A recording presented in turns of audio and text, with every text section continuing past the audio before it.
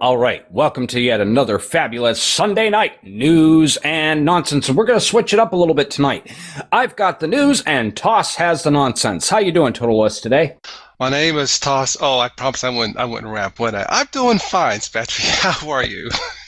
Yeah, you ruined the show last night by rapping, so please, no rap tonight. Oh, look who's talking in the post-show comments. Half of the commenting was singing, folks. Give me a break, but yeah, okay. Yeah, and that's the thing. All of you listening out there, you got to join us for the post-show conversations because we do cover a lot of stuff that we really can't cover on the shows themselves and that sort of thing. A lot of stuff in the news this week. Microsoft Office comes to Android. Linus Torvalds' dream has been realized. Linus Torvalds once said that if Microsoft ever made applications for Linux, quote, it means I've won. Now that Microsoft has released a version of Office for Android, Torvalds' dream has come true. Well, sort of.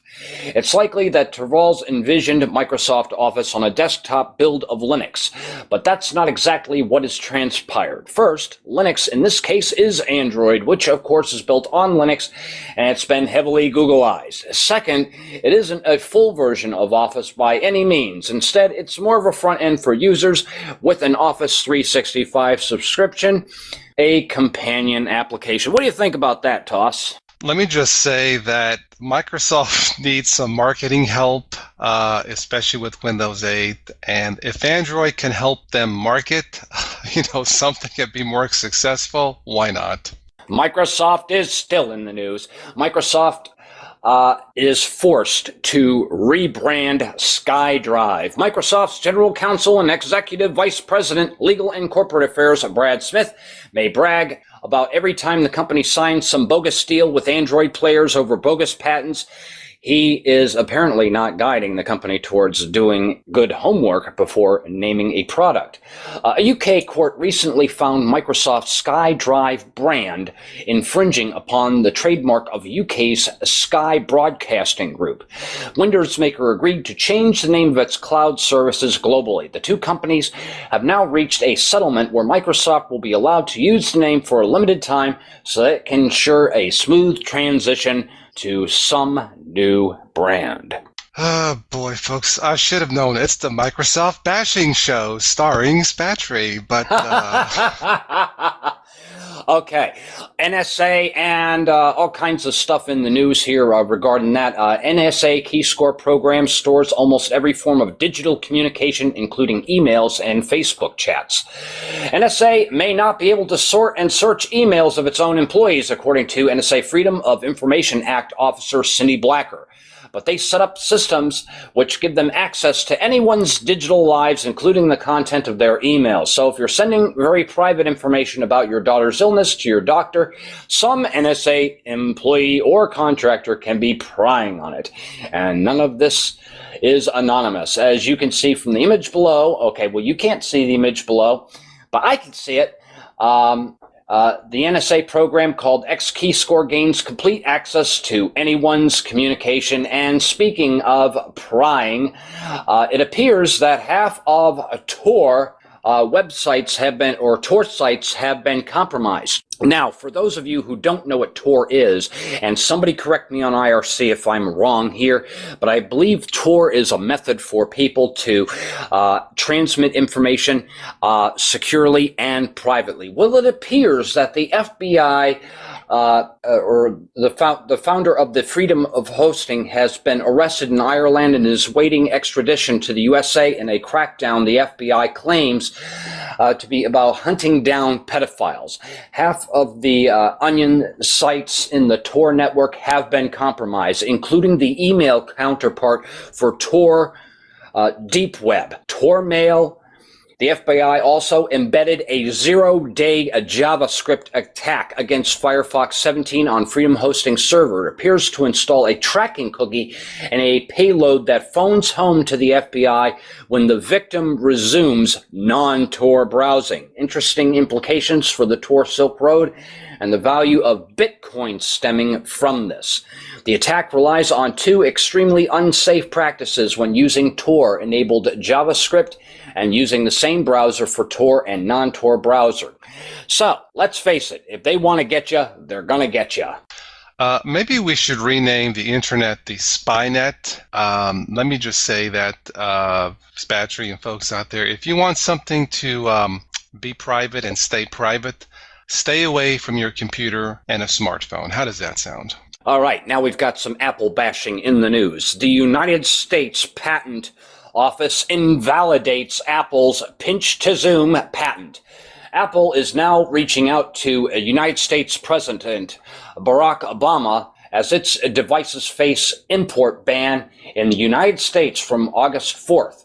It's the same Apple which sued almost every other Android player which posted any challenge to Apple's market dominance. Apple used patents such as rounded corners and pinch to zoom to get the entire family of Samsung devices to get banned in the United States, Europe, Australia, and where not. After initial victories, Apple has started to lose. The tides have turned. Apple is losing battle after battle, and patents alter patents. Let's face it, folks, the patent system is broken, and we are now seeing the birth signs of this. The Goliath has fallen, maybe? Absolutely. And finally, in this week's news, the first Firefox OS phones go on sale in South America. South American Telefonica has announced two Firefox OS-powered devices going on sale in Colombia and Venezuela. Alcatel One Touch Fire and ZTE Open are now available through Movistar stores and sales channels. Firefox OS-based devices will be launched in Brazil in the fourth quarter. Firefox OS powers the first smartphones built entirely on web technologies and will stimulate an inspiring new wave of innovation for the web, says Jay Sullivan, a Mozilla Chief Operating Officer. We're proud to work with partners like Telefonica to see what the potential to deliver an experience for first-time smartphone users, which will delight them and really put the power of the web in everyone's hands. Good job.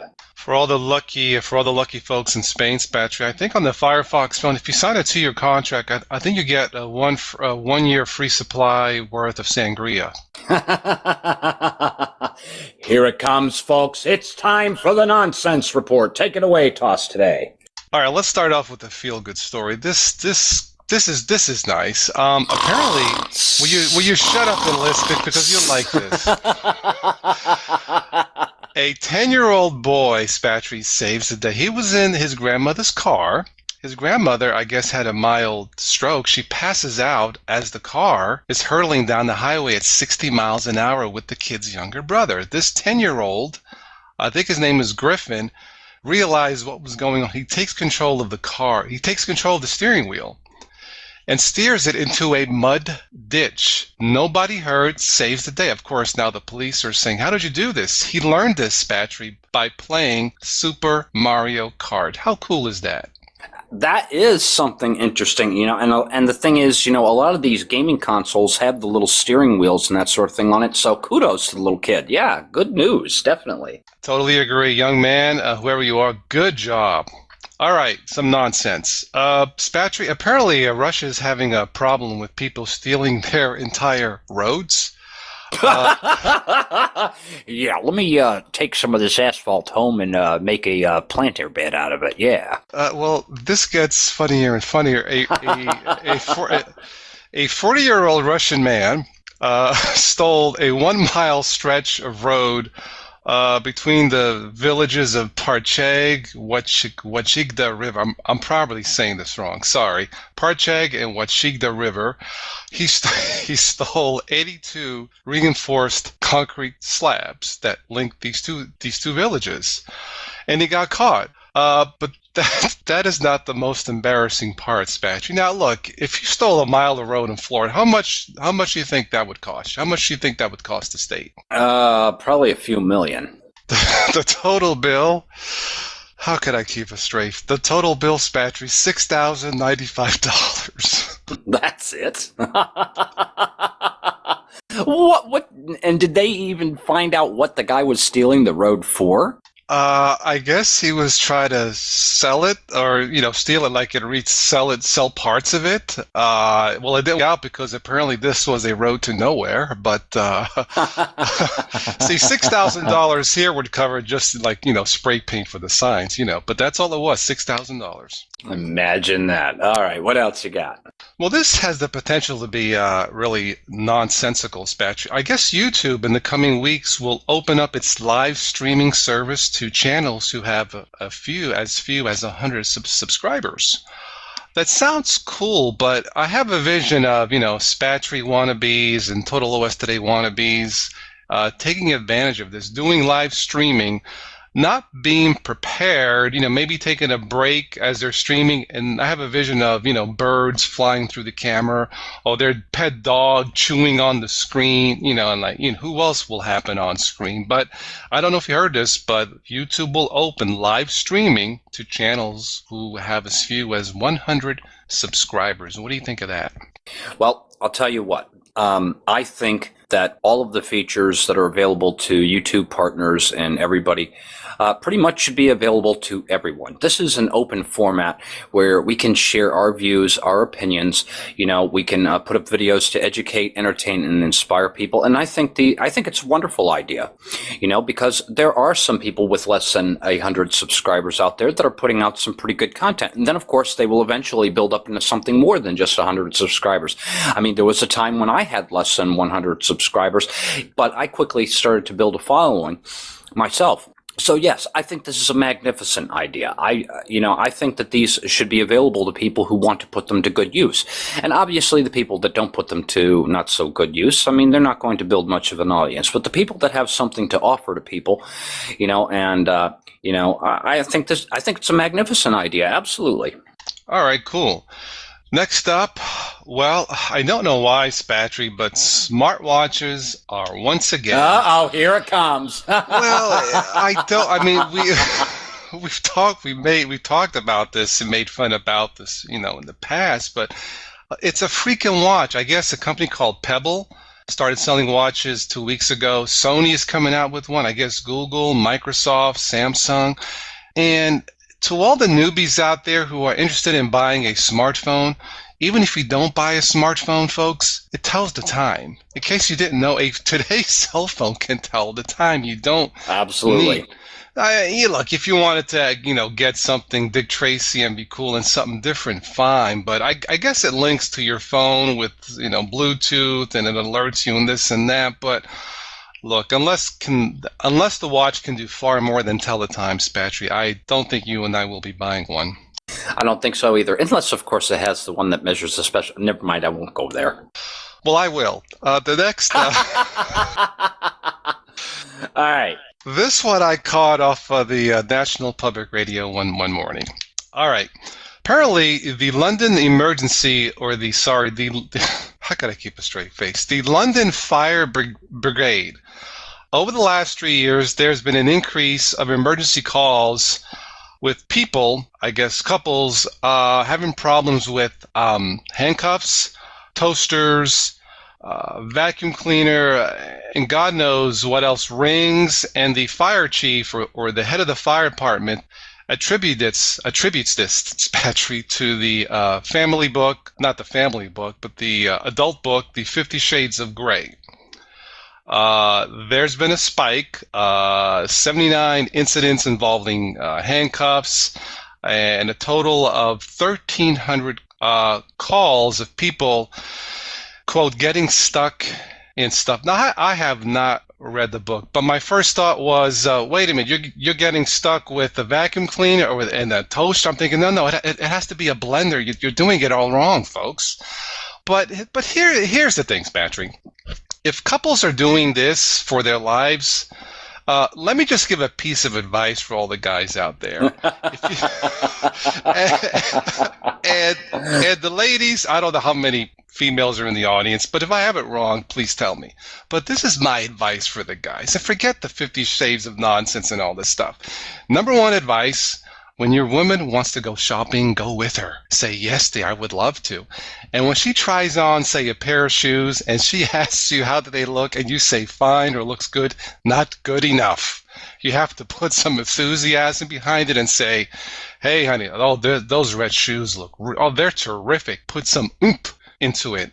And the number But two Toss, advice. what does this have to do with the... Go ahead. Spatry has fainted. I have a nasty feeling that that this won't fit within the show content there. Well, it is nonsensical in a way, but I was just giving some advice here at the end. I mean, for people to call the police or call the fire brigade and the fire based on the book, on a novel, I mean, how nonsensical can you get? Yeah. Okay. I mean, that's what it comes down to. But that's all I got. Well, I guess the second piece of advice was, when you have a conversation with your lady, shut up and listen. And that's all I have to say. There you go. And say, Toss, do you know what the difference between kinky and weird is?